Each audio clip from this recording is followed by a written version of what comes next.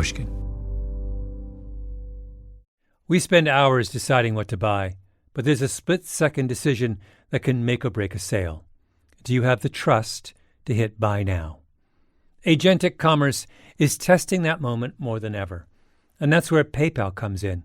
With 25 years of checkouts, 400 million consumer accounts globally, and the benefit of purchase and seller protection, all of which make sure wherever a purchase starts, it ends with trust.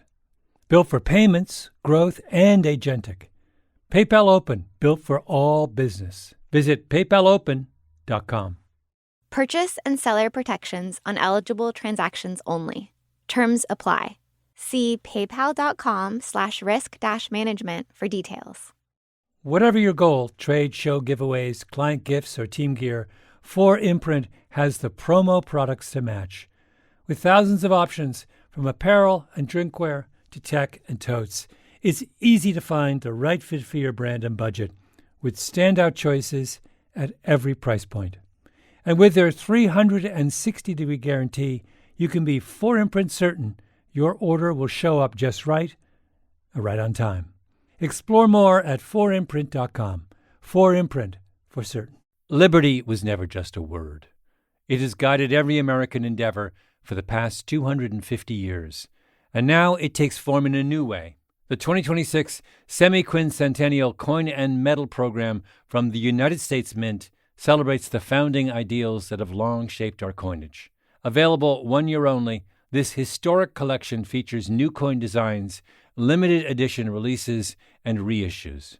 Shop new official coins at usmint.gov/semiq. That's usmint.gov/SEMIQ.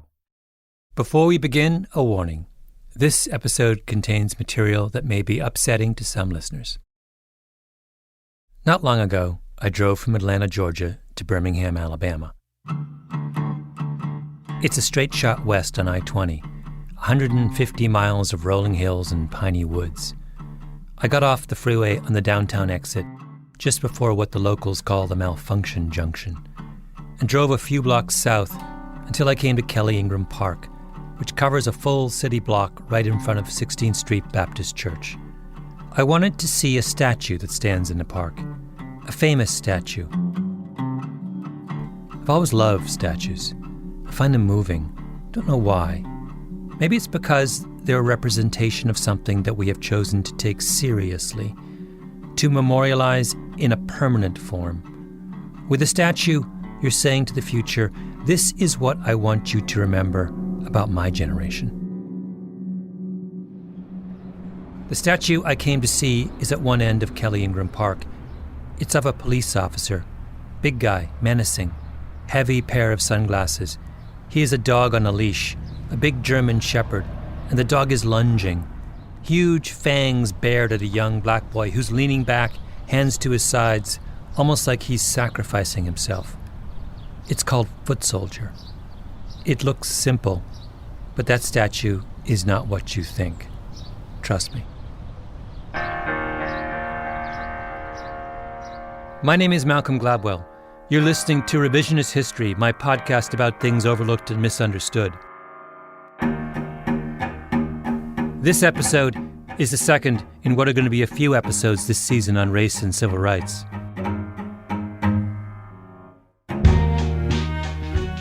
On race in the United States, I'm an outsider. I'm Canadian. My family is half West Indian, which is a very different cultural experience than being an African American. My mom had a friend, a Jamaican, who went down to Georgia once in the 1970s. When she came back, she said the racism there cut like a knife. I couldn't have been more than 8 or 9, and that phrase startled me. It seemed so visceral. But then I moved to the U.S. as an adult, and it seemed like the way race was discussed didn't cut like a knife at all.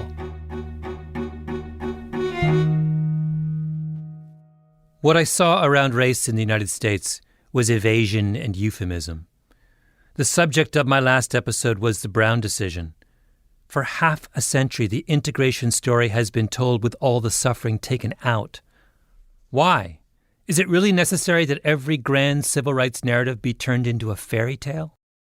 Which brings me to Kelly Ingram Park and its statue of the police officer and the dog and the boy. There's a nice and tidy story you can tell about that statue, but the real story is much different. Last summer, I got a call from a man who was friends with the widow of the police officer depicted in that statue. I'd written about the officer and the dog in my book David and Goliath, but she wanted to tell me the rest of the story. So I met with her. Then I went back to Birmingham a second time to look for the boy in the statue, and then a third time to Tuskegee, 2 hours south of Birmingham. And there, on a long, lazy afternoon, I sat in the town museum with an artist named Ronald McDowell. Me and LL Cool J, and me and James Brown. And Ronald McDowell is an extraordinary man, spidery and fine-featured.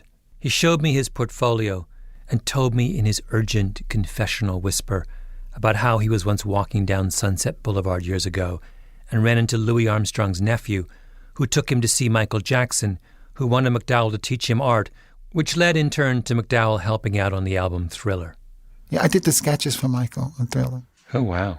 I was trying to make him into a black Superman. And on the back of this piece of paper is a drawing Michael did for me when we were working on Thriller. That's Michael's artwork. One of them. He did several pieces for me. That's just one of them. Richard Arrington, who was the first black mayor of Birmingham, used to call Ron McDowell Mac, which suits him perfectly. He has an air of mischief about him, which we'll get to. That's pictures of me and Johnny Cochran, Spike Lee, Natalie Cole. That's in the state capitol, the first African-American painting hanging in the state of Alabama, Rosa Parks. Governor Siegelman commissioned me to do that. Mac did the statue in Kelly Ingram Park. He's the one responsible.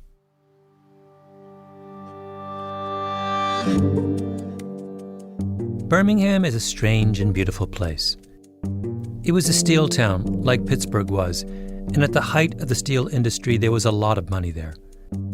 There's an enormous hill on the south side of town, Mountain Brook, with a gorgeous country club and graceful pre-war homes. That's the wealthy white part of Birmingham. Down the hill is the other Birmingham, where blacks and whites lived in uneasy proximity. They used to call Birmingham the Johannesburg of the South, or Bombingham, because bombs were the weapon of choice for white supremacists who wanted to keep black people in their place.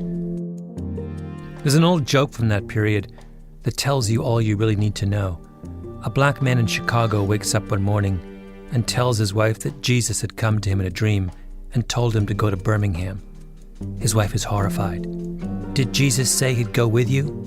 The husband replies, "He said he'd go as far as Memphis." Birmingham was where Martin Luther King staged one of the most dramatic protests of the civil rights movement. And King chose Birmingham for a good reason. He wanted to strike at the symbol of racial oppression, to get ordinary Americans to understand just how bad things were for black people in the South. So through the long spring of 1963, King and his people organized sit-ins to protest segregation, then boycotts, then marches. They called it Project C for confrontation. They were trying to provoke the Birmingham chief of police, a troglodyte named Bull Connor, into doing something so outrageous that it would turn the tide of public opinion in their favor. And that's exactly what happened. May 3rd, 1963. King's people start at 16th Street Baptist Church, right next to Kelly Ingram Park. They come out in waves, marching alongside the park and then continuing on through downtown Birmingham. There are huge crowds, tons of police. In the middle of everything, a photographer named Bill Hudson takes a picture of a white police officer with dark sunglasses and a big German shepherd. The dog is lunging at a young black teenager. The next day, the New York Times publishes the photograph above the fold across 3 columns on the front page of its weekend paper, as does basically every other major newspaper in the country. President Kennedy is asked about the photo, and he's appalled. The Secretary of State says it will, quote, embarrass our friends abroad and make our enemies joyful. It's discussed on the floor of Congress. Editorials are written. People have debates about it. It's exactly what King wants. something to show the rest of the world just how bad things are in the South. And the tide turns. A year later, Congress passes the Civil Rights Act, one of the most important pieces of legislation in the history of the United States. The Civil Rights Act, people always say, was written in Birmingham. Kelly Ingram Park is now a shrine to the events of 1963. The first black mayor of Birmingham, Richard Arrington, takes office in 1979 and decides to fill this little patch of history with sculptures that tell the story of the movement. He commissions one of Martin Luther King, another of Fred Shuttlesworth, who was a key leader of the Birmingham protests. It is one of the 4 little girls killed when white supremacists bombed the 16th Street Baptist Church in September of 1963. Finally, Arrington turns to the photo, the famous photo, for one final statue. And he calls up Mac McDowell, who has moved out to Tuskegee from California and transformed himself into a kind of house artist for the civil rights movement. He said, I got to get a statue done right, because the people that marched in the movement are complaining about the children don't look like them. The children had white features with black hair, and there were a lot of complaints. And he said, I need you to do a design of this image, this photograph of this boy and this police officer and the dog attacking him. The other artists with sculptures in Kelly Ingram Park are big names, white men with impressive resumes. Mac, a kid from the projects of Oakland, entirely self-taught. He had, in fact, never done a sculpture before, a detail that he conveniently failed to tell Richard Arrington. The mayor just wants Mac to do some sketches, provide a guide. This look on his face was a look of frustration, like, nobody's doing what I want. They're not getting it. None of the sculptors. And I was like, I can't say no to him because he's powerful wizard. He's the great Oz, of Birmingham. The next thing you know, Mac's doing the whole thing. And I started sculpting it, and 3 hours later I was complete. And I took it to Arrington I wanted to think I did it so quick, so I waited a week and took it to him. And he said, you got the commission. How much? And so the rest is history. It was unveiled in a special ceremony in May 1995. It's called foot soldier because that was the term used to describe the people who marched in Martin Luther King's army. On the statue's granite base, it reads, "This sculpture is dedicated to the foot soldiers of the Birmingham Civil Rights Movement." On a little plaque next to it is the famous photo on which the statue is based. If you want to see a picture of it, we have one up on revisionisthistory.com. And the first people to see it was Stevie Wonder's and Emmett Till's mother. And what I didn't know at the time I did the statue, when you're doing bronze, you have to smooth everything. Because I was untrained, I didn't smooth the rocks. So Stevie was feeling the rocks and he cut his hand. And one of the men in the parks was there. And he told me, he said, I'm getting blood on my hand because Stevie Wonder did. I was like, oh my God. But it's almost biblical. It's almost like he's blessing the park with his blood. Yeah. Stevie got cut on those rocks that I sculpted. Foot Soldier is the most powerful sculpture in Kelly Ingram Park. Nothing else comes close. And maybe that's where the trouble starts. The name of the police officer in the photograph was Richard Middleton. Everyone called him Dick. His best friend on the force was Bobby Hayes. Big guy. Lives near a golf course outside Birmingham. Must be in his 80s by now. Hayes and Middleton started as police officers in Birmingham right at the moment when the civil rights movement was asserting itself. The police department was all white and all male back then, but in the streets, the balance of power was shifting. When integration came to the Birmingham school system, Hayes remembers it as bewildering. If you were a cop, nobody really liked you because we were carrying the black kids into school. That's what we were ordered to do, and they were going to get in. That's just the way it was. We had no choice. The black people didn't like you because you were a policeman. The white people didn't like you because you're protecting the black kids and carrying them in where the crowd, the goofies, didn't want them to go. In 1963, King's protest campaign was headquartered in 16th Street Baptist Church, which is an old red brick building on the northwest corner of Kelly Ingram Park. The protesters would come out in the late afternoon, march around the park on their way downtown. They were trained in nonviolence, marched according to a strict schedule. It was a military operation. Crowds of people would gather to see the spectacle. The police were supposed to keep the protesters and the crowd apart. The protests get bigger and bigger. The crowds get bigger and bigger. It's late spring, so it's starting to get really hot. The police chief, Bill Connor, starts locking up everyone he can. Then Connor says, "To hell with it. Bring in the dogs." Of course, there's a lot of noise, a lot of tension in the air, a lot of people yelling and screaming.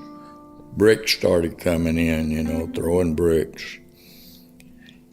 It got to be a really ugly sight real quick. Dick Middleton, the cop in the photo, was a member of the city's canine unit. He had a German shepherd named Leo.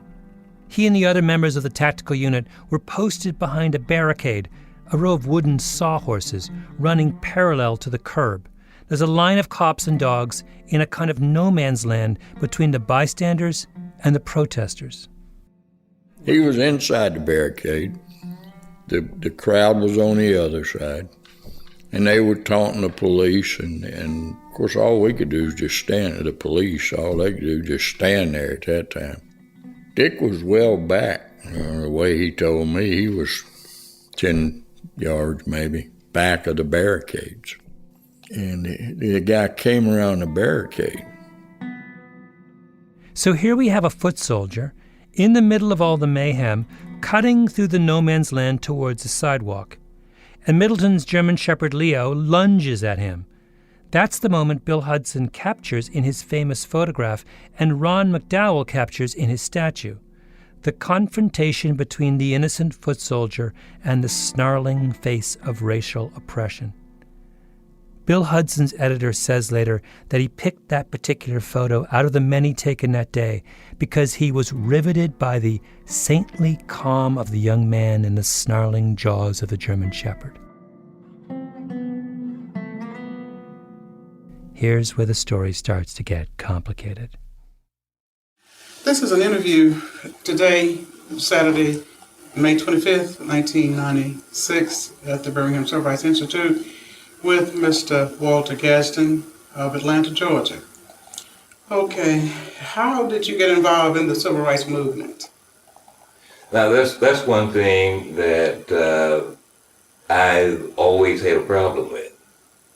I never did get involved with the civil rights movement. Walter Gadsden is the boy in the photograph, the one bitten by Leo. He's a mysterious figure. He was interviewed at the time of the photograph by Jet magazine back in 1963, but only briefly. From time to time, other people have come forward to say that they were the one in the photograph, not Gadsden, but those claims seem dubious. Meanwhile, Gadsden disappears. People try and find him and can't. All that seems to exist is this oral history that you're hearing, done in honor of the unveiling of Ron McDowell's statue. And the interview is strange because it doesn't go the way the interviewer thinks it's going to go. She starts with the obvious question. You were a foot soldier. Tell me how that came about. And he says, I wasn't a foot soldier. But the fact is, the day of that movement, I was supposed to have been in school.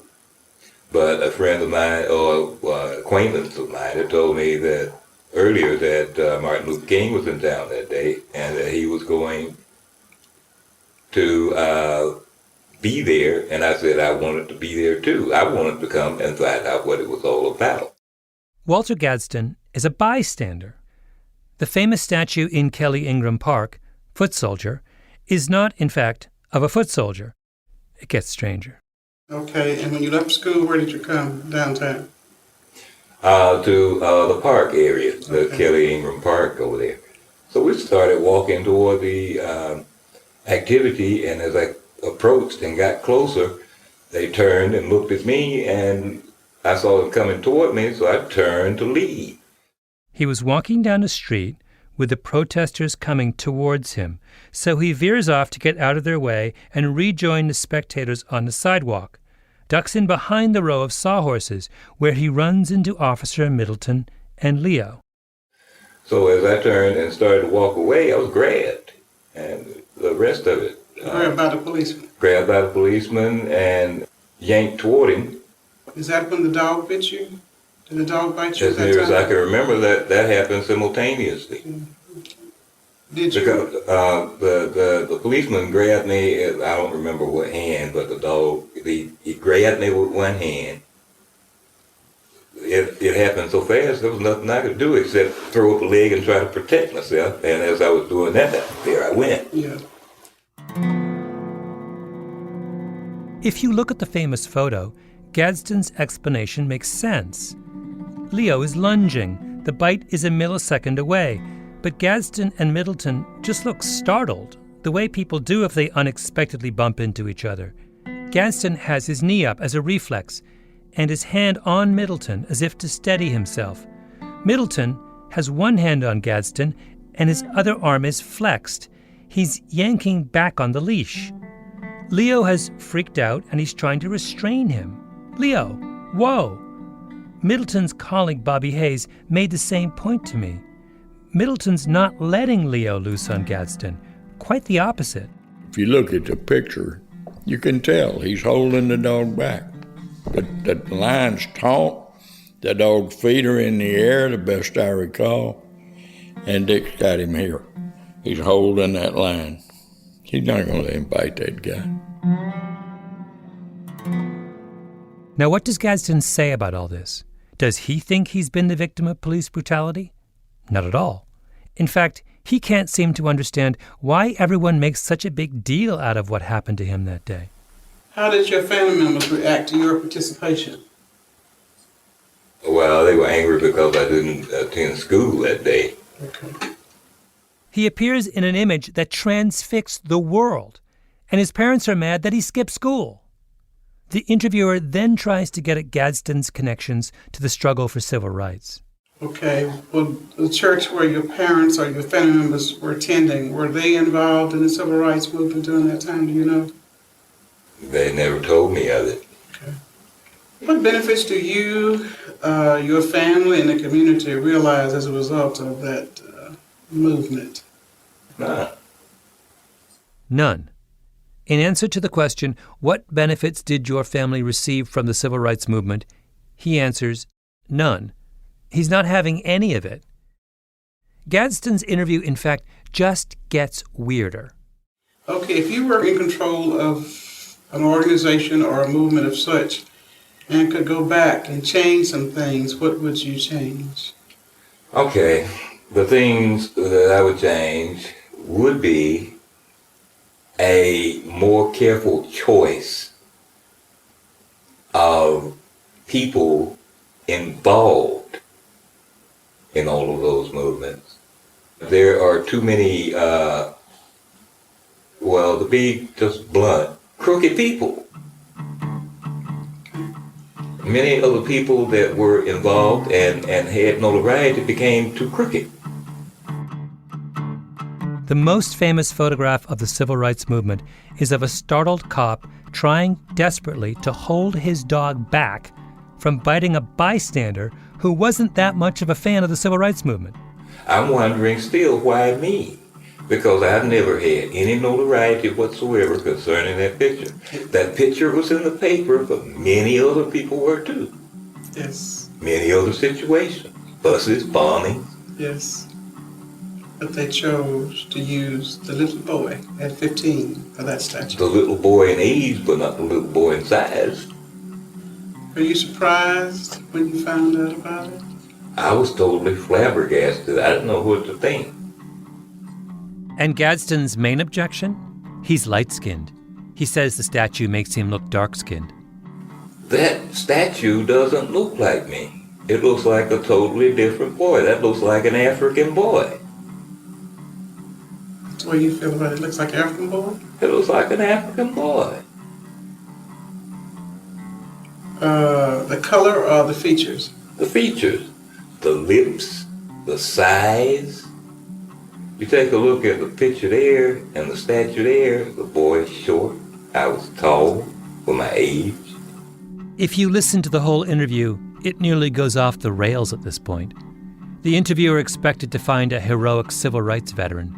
Instead, She's getting a grumpy old man still wedded to some of the oldest and most awkward of black prejudices. We're very proud of it, and I hope you will be too. And now that we know who you are, we can add a name under there.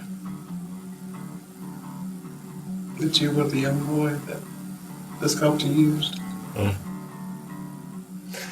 Well, I'm still wondering why, after all the information that I had given and all that does is establish me as being a young African boy, which I'm not. You prefer being called a Negro? I prefer being called what I am, a colored. Oh, you prefer you word colored. I am. Okay. Okay. Euphemism and evasion. At the beginning, I said that what I object to is the way so many stories about race get cleaned up, sanitized. So the Brown decision becomes a fairy tale in which black people triumph without effort. Well, here's the flip side. When we stop evading and just listen, it gets complicated. Our hero, Walter Gadsden, isn't all that heroic. As for the bad guy, the officer, his colleague Bobby Hayes says he wasn't a bad guy. Did Officer Hayes tell me things that surprised me? And did listening to Walter Gadsden shock me? Absolutely, because I'm no different from anyone else. I liked the fairy tale. So the person who invited me down to Birmingham in the first place was Dick Middleton's widow. Everyone calls her Mrs. Klingler. Her husband died not long ago, and I think she felt it was time to speak out. We met at a barbecue restaurant in downtown Birmingham, sat upstairs. So he's a police officer at a time when Birmingham is obviously going through some very tumultuous times. Can you tell me about that? That was the first 10 years. I'm still learning to speak English. I didn't really know what's going on. I didn't understand what's going on. Mrs. Klingler was from Germany.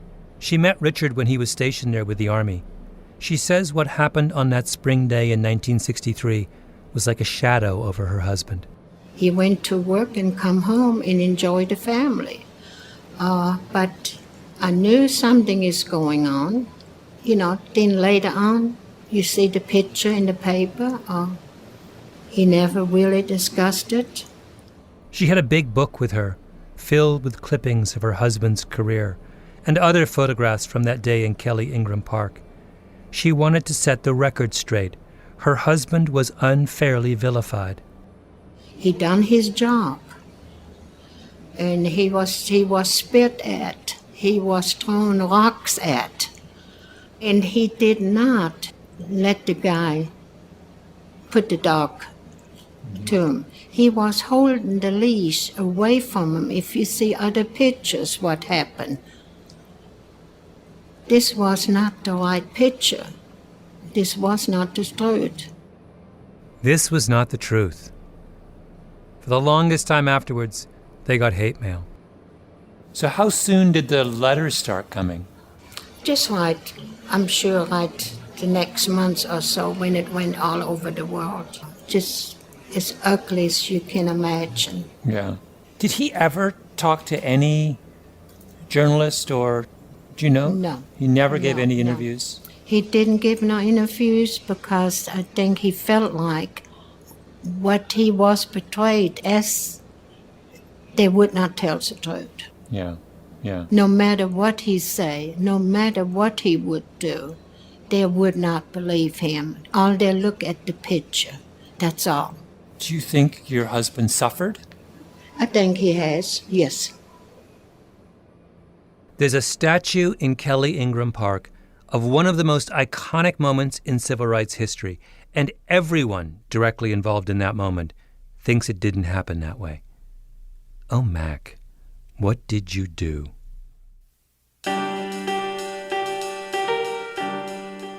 You said earlier that when you draw, you try and inhabit the characters. Yes. So tell me your emotional reactions to that photograph.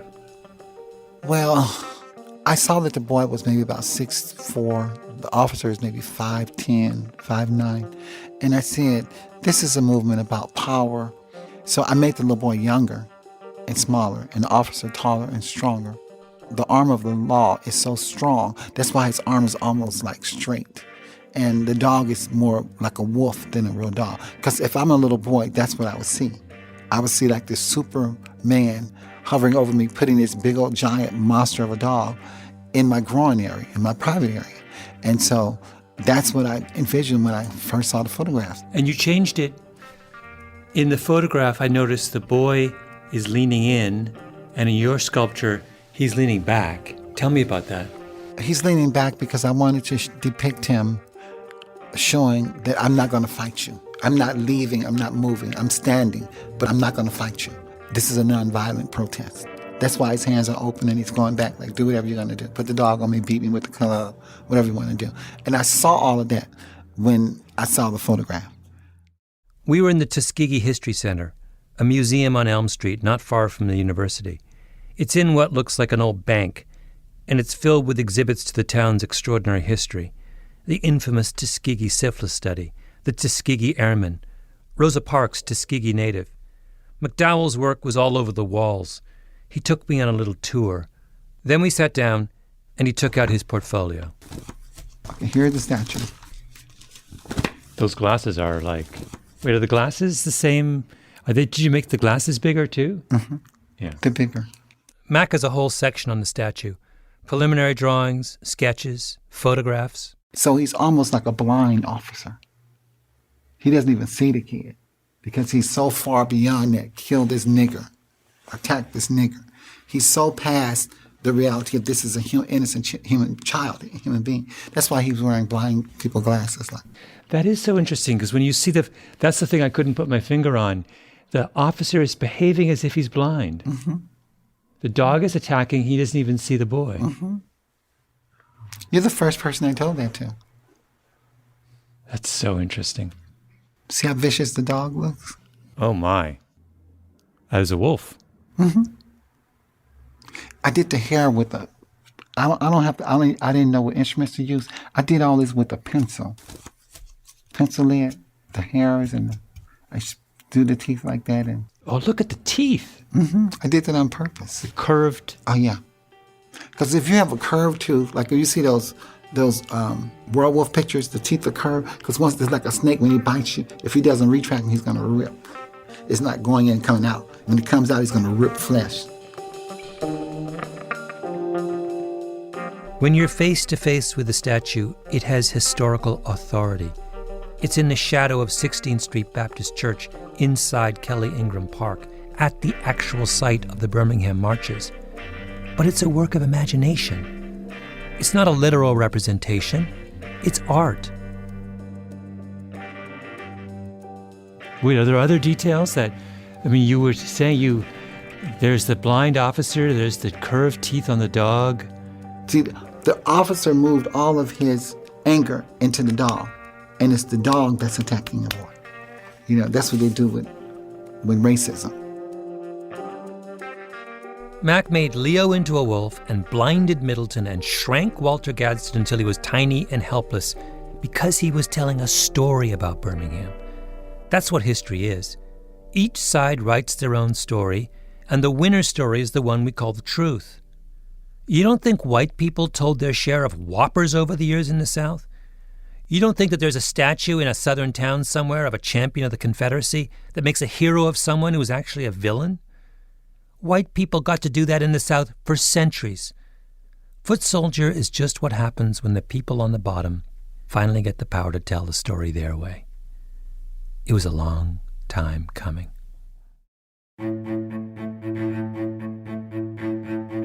It's a brilliant statue. Thank you. I pour my heart into it. Yeah. You have some mischief in you. Mm-hmm. What do you mean? There's a little bit of mischief in your recreation of that photo. You were using that opportunity to make a much broader kind of subversive point. I may be. I went back through Birmingham after talking to Mac in Tuskegee, and I went to Kelly Ingram Park one last time. stood in front of the statue.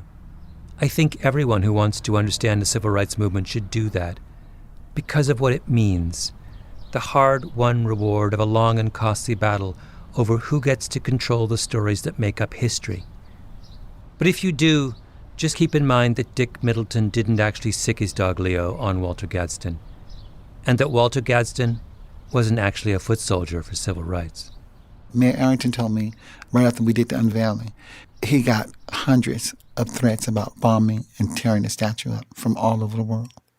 And his response was, I'll just get Mac to do a bigger one and a better one. So they never touched it. Oh, he said, if you destroy that statue, we're coming back bigger. Do you know how many times I begged for somebody, I just hope somebody blows it up so I can do a bigger one.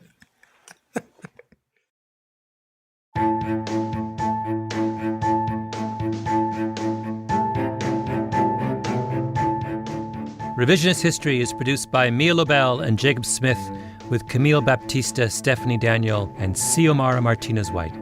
Our editor is Julia Barton. Flawn Williams is our engineer. Original music by Luis Guerra. Special thanks to Andy Bowers and Jacob Weisberg at Panoply. I'm Malcolm Gladwell.